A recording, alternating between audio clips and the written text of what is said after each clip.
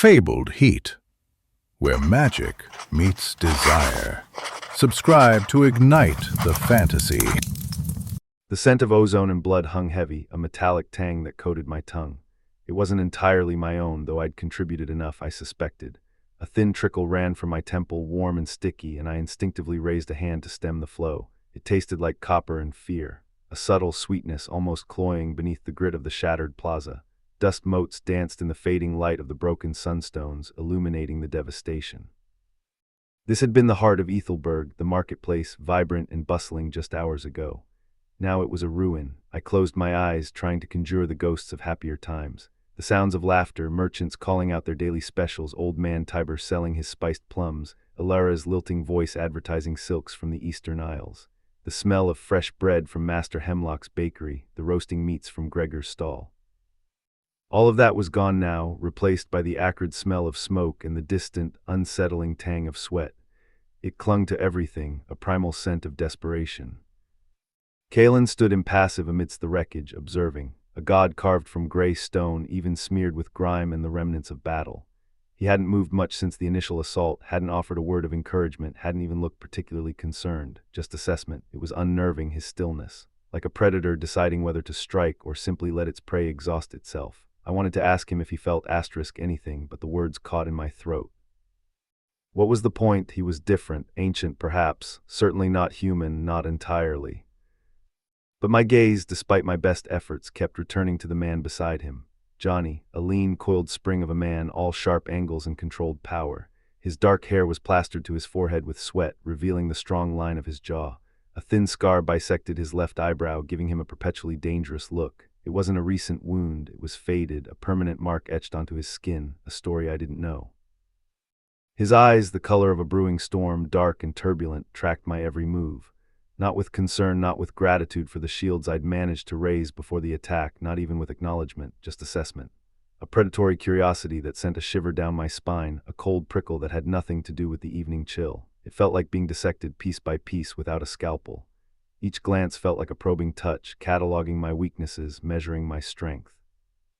I wondered what he saw when he looked at me. Did he see the exhaustion clinging to my bones, the fear that threatened to overwhelm me? Or did he see something else, something I hadn't even recognized in myself? Was I a potential ally or just a liability to be eliminated? The thought was a cold weight in my stomach. I swallowed hard, trying to push it away, but it lingered, refusing to be dismissed. My magic felt depleted, frayed at the edges. I could still feel the drain from erecting the shields, the energy ripped from my core. I needed rest, healing, but there was no time for either. As I stood there, frozen in uncertainty, Kalen finally spoke, his voice low and even, devoid of inflection. "We need to move," he said, his eyes scanning the surrounding area, taking in the broken buildings, the scattered debris. "We can't stay here." He didn't bother with platitudes, with assurances, just a statement of fact. Johnny nodded, his gaze never leaving mine. It was unsettling, the intensity of his focus. "Agreed," he said, his voice a low rumble that sent a shiver down my spine. It wasn't an unpleasant shiver exactly, more a recognition of power, a dangerous, thrilling awareness. We have to get out of the city, find a safe place to regroup. I nodded, still feeling a little dazed from the attack. The ringing in my ears hadn't quite subsided. "But where can we go?" I asked, looking at Kalen, then Johnny. "The city is surrounded and the roads are treacherous. The King's Guard will be searching for anyone who escaped the initial onslaught." Kalen's expression didn't change, but I sensed a flicker of frustration behind his eyes, a tightening of the muscles in his jaw. "We'll figure it out," he said. "We have to." His tone suggested it wasn't a promise, but a demand. Johnny took a step forward, closing the distance between us. His eyes locked on mine, and I found myself holding my breath. "We have a few options," he said, his voice dropping to a near whisper. "We can try to make it to the old windmill on the outskirts of the city. It's abandoned, but it might provide some cover. It's a risk, though. It's exposed." He paused, studying my reaction. "Or we can attempt to navigate the sewers. It's unpleasant, but it offers concealment." I hesitated, unsure if I could trust him. His proximity was intoxicating. The scent of him, leather, steel, and something else, something wild and untamed, filled my senses. But something about his words, about the way he looked at me, made me feel like he was trying to help, or at least offering a calculated advantage. "Okay," I said, finally nodding. "Let's do it. The windmill, less chance of things lurking in the dark." As we set out, I couldn't shake the feeling that we were being watched, that unblinking eyes were trained on us from the shadows.